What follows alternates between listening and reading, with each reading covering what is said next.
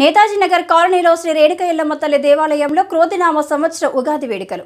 Netaji Nagar colony అధ్యక్షులు బేరి Ramachandar Yadav Serilingampally Gachibowli division Netaji Nagar కాలనీలో 9వ తేదీ మంగళవారం 2024 రోజున తెలుగు సంవత్సరాది క్రోధినామ సంవత్సరంలోకి అడుగుపెడుతున్న శుభ సందర్భంగా నేతాజీ నగర్ కాలనీలోని శ్రీ రేణుక ఎల్లమ్మ నల్లపోచమ్మ ఆలయంలో ఉగాది వేడుకలు నేతాజీ నగర్ కాలనీ అధ్యక్షులు బేరి రామచందర్ యాదవ్ ఆధ్వర్యంలో నిర్వహించబడును.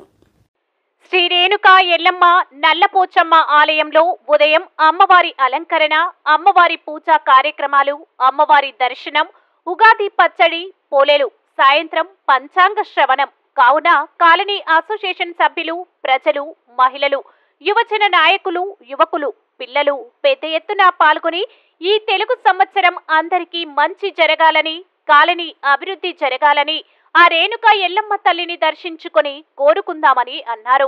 ఇట్లు బేరి రామచందర్ యాదవ్, నేతాజీ నగర్ కాలనీ అధ్యక్షులు.